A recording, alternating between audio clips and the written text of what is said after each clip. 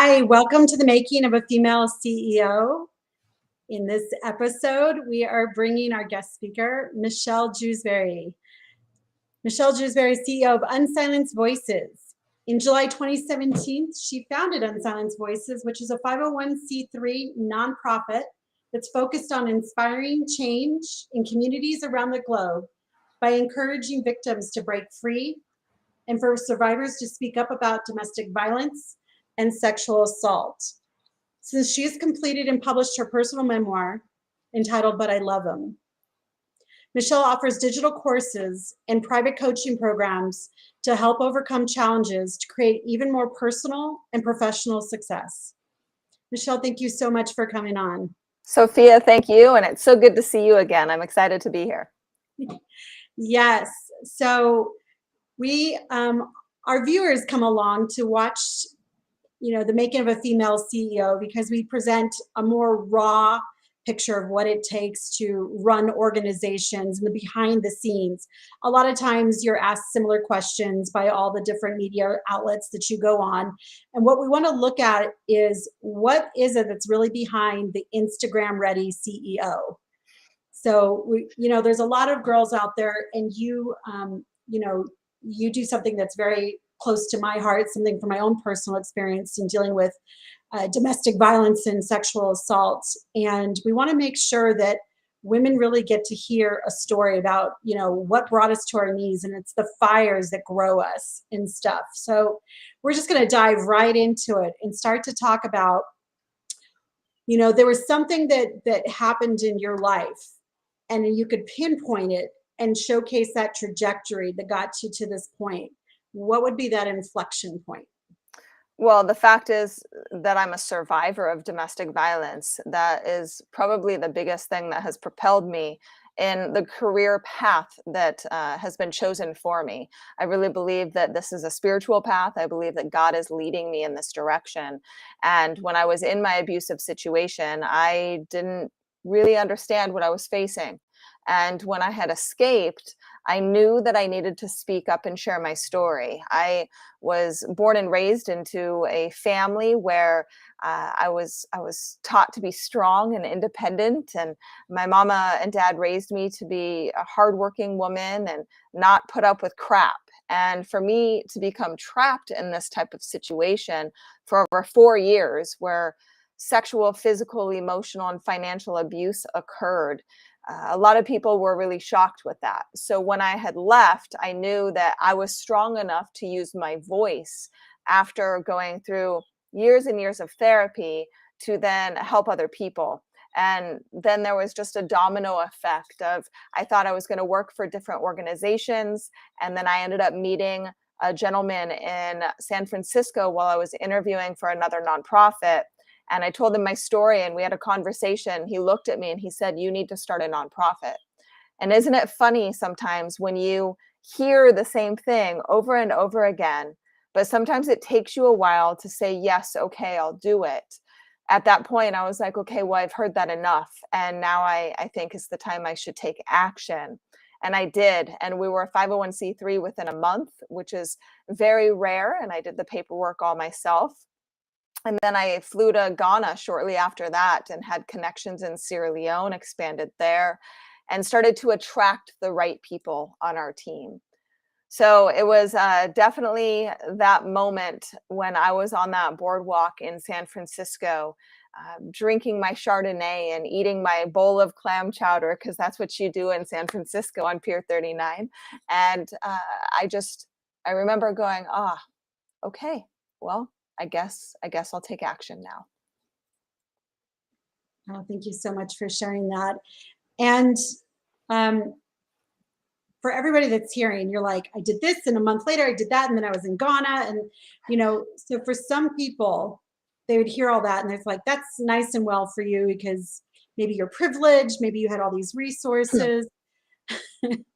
Tell people though, like the day in and day out, what are some things, some times when you got brought to your knees, when you're like, that inner voice, you started to first hear it, and what was it saying to you? And how did you push through that?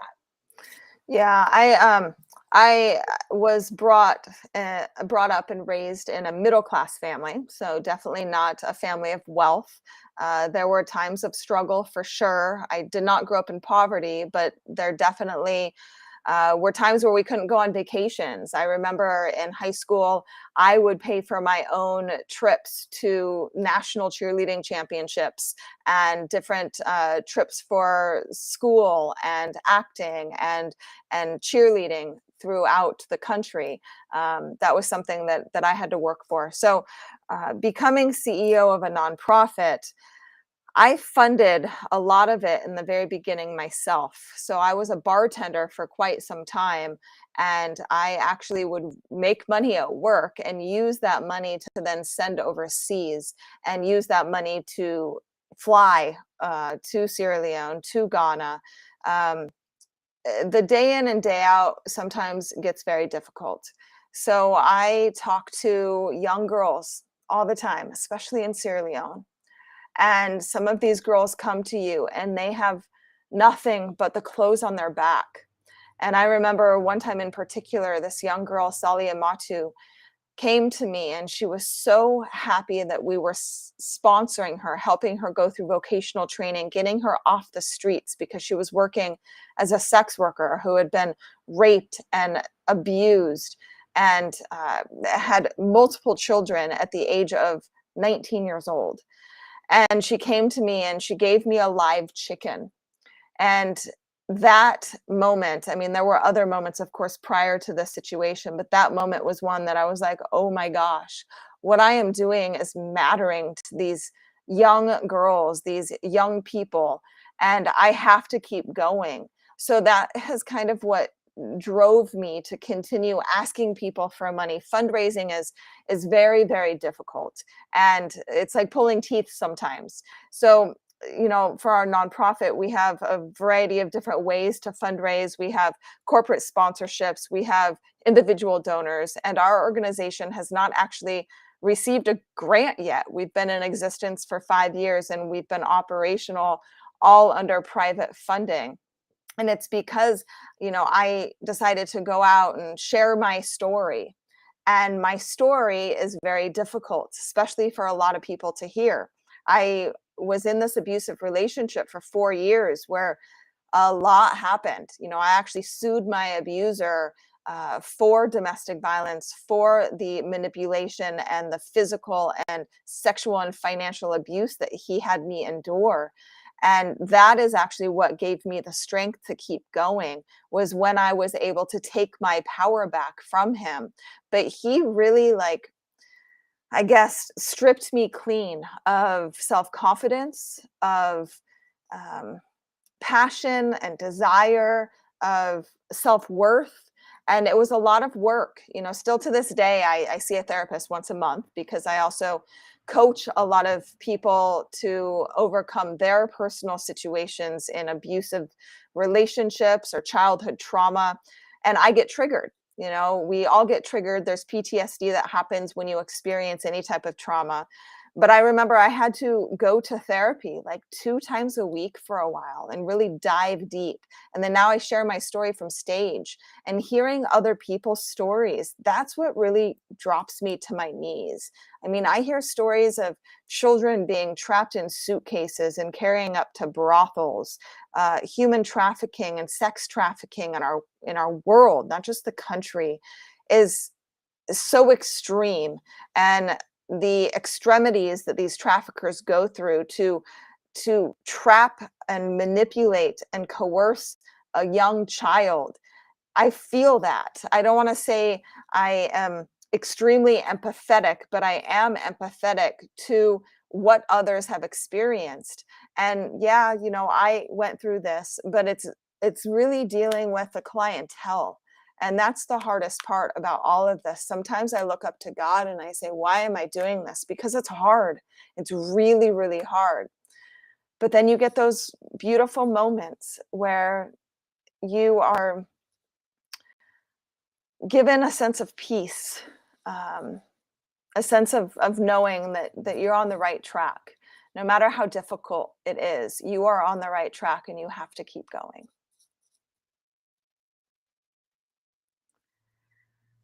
Thank you for that. And we appreciate the fact that you have created. So most people say, I'm looking for purpose.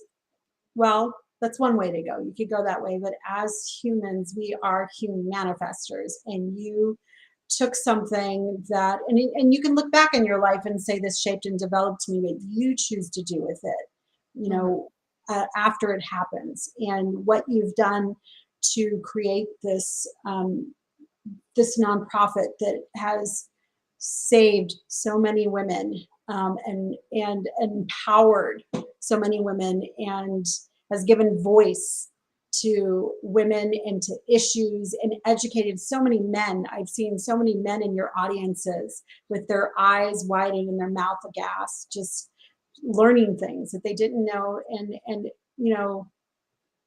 what, in the face of all that, you're seeing a lot of the ugliness of humanity day in and day out, and you're having to like go into the well and every day, because you're doing private funding.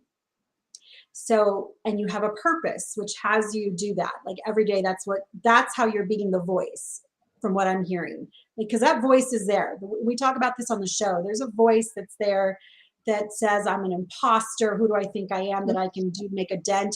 This has been around, prostitution, sexual, all this stuff has been around since the beginning of man.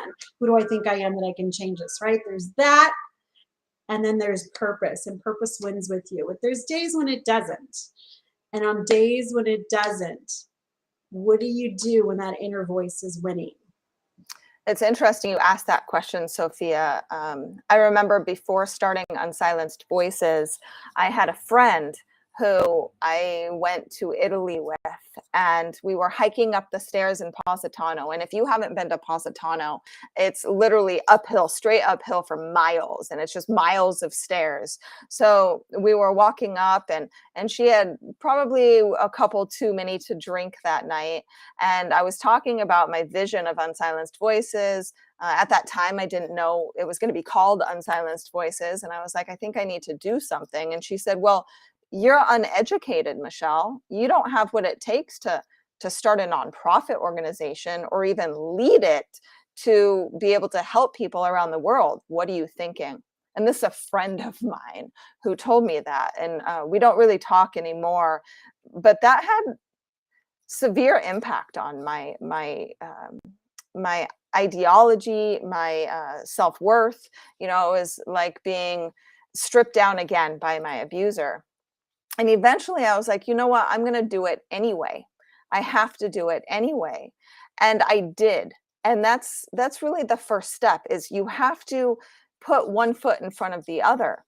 And yes, there are hard times. There's always going to be hard times. This is why there's a yin and a yang. This is why there's happiness and sadness. In order to really feel truly happy, you have to acknowledge and see and feel through the sadness.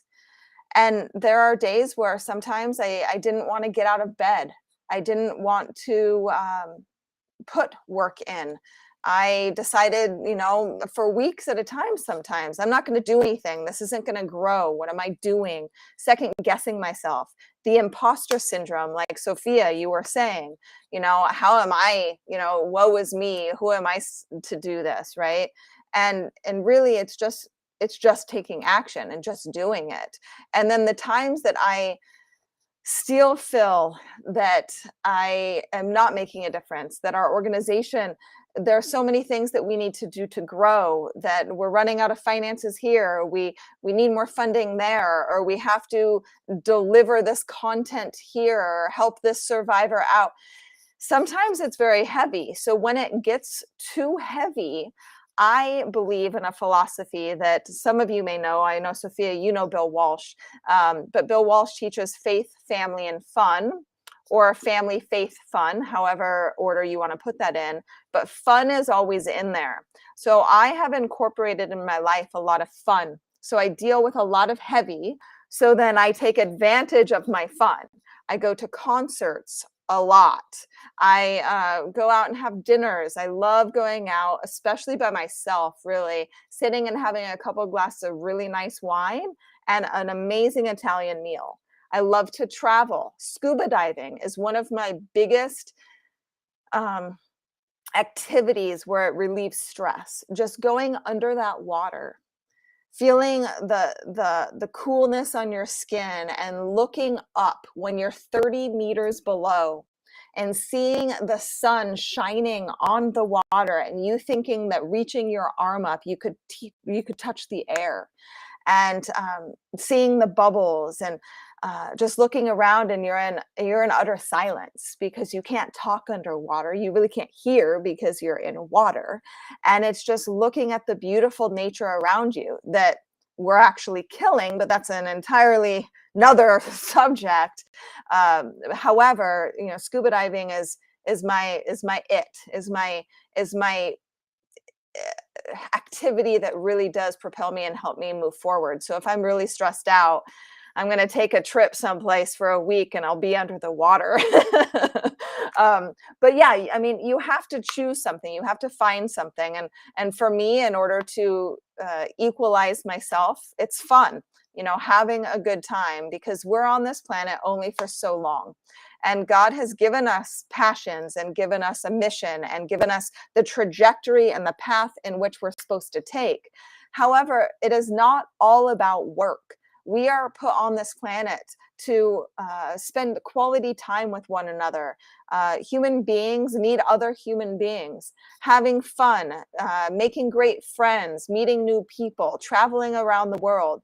That part is what really drives me and keeps me going. So wonderful. So thank you. God, you had so many tidbits in there. So if any of you guys didn't catch it, she gave you the secret to happiness. Rewind and listen to it again. And all I can say is there's that quote. I can't remember who said it. I think I've heard Anita Roderick, but I know there's other people that have said it. It's, if you think you're too small to have an impact, try going to bed with a mosquito in the room. And you, Michelle, that just encapsulated it. And the other thing that you brought up is something that we also cover in here, is that as entrepreneurs, we go about, we blaze our own trails. And there's these people that we love in our lives that willingly, unwillingly, consciously, unconsciously sabotage us. And you just brought out an incredible example, and about somebody that you loved, and you're on this great phenomenal trip and you're doing something that's like very spiritual and and is getting you into a euphoric state, and that comes down the mountain. And those are sometimes the biggest hurdles that we have to overcome, are the people that we love, that who we respect, whose opinion we value, and they say things, whether it's to protect us, whatever, cover up for their own insecurities, the things that they didn't, maybe they're playing small and they're just, whatever that is. I'm glad you brought that up, because those are some of the biggest challenges that I've seen yet from the women that we have on stage that say that they've had to face, people that they love, being the saboteurs in their life. So that's phenomenal. Yeah, it's interesting. I'm sorry to interrupt you, but to like piggyback off of that, when somebody tells you what it is that you can't do, look at their life. Do you want their life? Because it's quite interesting. The people who will judge you or criticize you in a negative way are people who are not accomplishing what it is that you want to do with your life. Right. Yep. So that's something to realize, something to immediately understand, that all the naysayers, the neighbors, the cousins, the family members, the friends that say you can't, who are you? Right. Well, who are they? They don't have the qualifications to give you those types of critiques. So make sure you are very wary of who you take criticism from, who your coaches and mentors are. So. Oh, that's a good thing. My best friend always tells me, who are you letting rent space in your head, Sophie? I love it when she says that. She's like, are they qualified? What's their qualifications? She always tells me that. And I love that. It's a great thing. So what does hope mean to you? Hope. I would say hope is a sense of knowing that things are going to get better, even though everything around you shows you that it's not going to. Hope is this feeling of of grace and this feeling of knowing, right? Of just accepting that sometimes things are shitty, but you can be hopeful for the future because you know that there is a better future out there. And not just in your personal lives. There's a lot of things happening worldwide right now. And I know I'll just briefly touch this because this isn't exactly the conversation Sophie and I'm supposed to be having right now, but there's wars, famine, destruction, um, injustice, discrimination happening all over the planet right now. And it's very difficult to have that hope, right? Have that desire, that knowledge that things will get better. But it's just like having faith, right? When you have faith in a higher source, you sometimes don't have spiritual things that happen to you. You can't see that faith. Hope and faith are very similar to me. When you have hope, then you are acknowledging that things can be better. So, in the face of all of this destruction happening worldwide, all of the artificial intelligence, all of the COVID stuff going on, there is hope that this can all end, that we can live in a peaceful humanity with one another. And it's the same with yourself. It's taking that action. It's not allowing the negative to overpower the positive thinking that you may have. Sophie just flashed the Ultimate Breakthrough Boot Camp on the screen.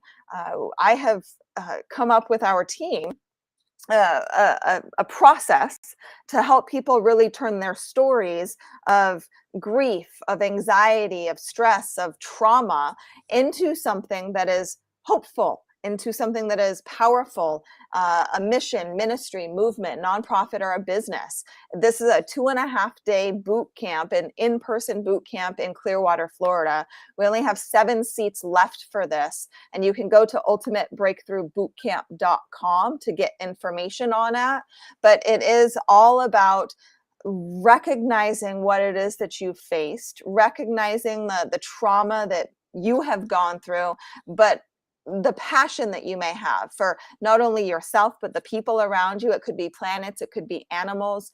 And then capitalizing on that, knowing that your story can make a difference, because this is what we're all hopeful for. We go through crap in our lives and we want our story to then impact. We don't want to be left feeling that we're unworthy, or that we went through things that were meaningless, right? We don't want to live in just the book of Ecclesiastes the whole time. So we capitalize on it, and then we can realize how to monetize it. And this is what Sophie is so good at, is the monetization, right? You can make money from your intellectual experiences. You can, turn it into a business, turn it into a nonprofit, a movement of some sort, and help other people. And this is what I love to do. I help other people to do what it is that I've done, be able to run a 6-figure nonprofit. We're working on over $1 million in 2023 because we're going to be opening a center, a day center with wraparound services, running a 6-figure business to where you can help other people overcome and then create a domino effect of change. And I think that's what hope is creating that domino effect. And the more people you get on your train or your bandwagon, the more people that you help, the more people then can help the planet and other people who live here. So that was a long-winded answer. Oh, that was fantastic. Fantastic. All right. So for our final 2 questions, after having all of those experiences, walking through all the fires you walk through, what would you tell your younger self? Like before all of this started, what conversations would you have? What would you say? It's funny you asked that. So my team actually just sent me a list of questions that I have to do 30-second videos on. And this was one of the questions. And what I would tell my younger self is quit stressing so much. Quit trying to make plans for the future, because your plans changed, right? I had no idea I was going to go through an abusive situation. I had no idea that that was going to be leading my life for my LLC to help people and for the nonprofit to work worldwide. Um, but really, it's just keep going, right? Just keep moving in a forward direction, and don't let the naysayers around you discriminate against you or push you down. Always stand up. But really, the main thing is live life to the fullest. And I remember when I was younger, oftentimes I was always on my book, right? Always doing my schoolwork and making sure I completed all my deadlines and making sure I got the straight A's. And between you and me, which is opened on Facebook now, I didn't even graduate college. I went to 1 year of college. And when I was younger, I thought that, I was going to be a varsity cheerleader and then go to HPU and graduate and have a psychology degree and all of these crazy things that I had planned. But plans change. And it's okay when plans change. You just change your plans with them. So that's what I would tell my younger self, just keep going and don't allow all these crazy people and this craziness around you to affect you. Not my circus, not my monkeys. Not my circus, it's not my monkeys. I like that. That's good. That's what I tell myself. All right. So for our final question, so first off, if you're willing to share with people, do you have, are you married? Do you have kids? I'm not married. I don't have children. I do have a boyfriend though. Well, that's fantastic. Yes. So for, if you were to have kids, and for all those that do have kids, what would you want to share with them? What information would you want to bestow with them and with our audience? So I think that it's important, especially in first world countries, to experience what the rest of the world goes through. So my children, when and if I do have any, and kids of my friends or other family members, I encourage mission trips, or I encourage, leaving the country. There's 300 million people in the US, but there's 8 billion worldwide. And the mass majority of humanity lives in poverty. And a lot of people don't realize that. Oftentimes we are trapped in our bubble. I'm right now living in Florida. I'm on my lanai. I've got a pool right here. I have a housemate who's amazing. But most people don't have running water or electricity. Unsilenced Voices works in a lot of rural areas where we work with villages that don't even have a well. And oftentimes kids will walk to streams or creeks or rivers that are infested with mosquitoes. And in first world countries, we are very unaware of this. We think we know, but you don't get to experience it unless you actually get to smell and taste and feel and be present with the people around the globe. So with your children, I would encourage you to teach them that life is not all about roses and butterflies and pools and positivity, that it's not just about the United States of America, that we are a global humanity, that it matters what happens in India because it will reflect what happens here in the United States of America. And with Unsilenced Voices, we do this. We try to teach people that others may suffer differently, but if others suffer, then we are suffering as well. What is that saying, that you are only as good as the not the lowest, but as the most impoverished, or the the lesser, supposedly, I'm using the wrong language here, you've got to help me out, of humanity, right? So we are only as good as what we do.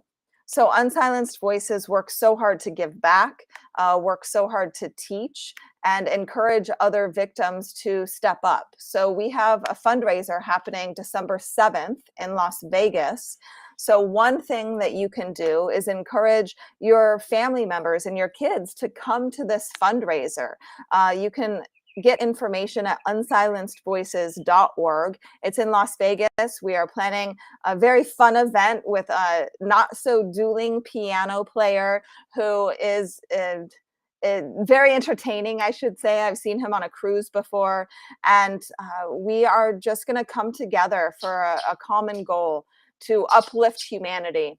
Because when we're able to uplift other people, then we are then able to conquer and change a lot of the injustices around the world. So if you are in the Las Vegas area, tickets are inexpensive. A table of 8 is only $1,600. It's like $200 a ticket.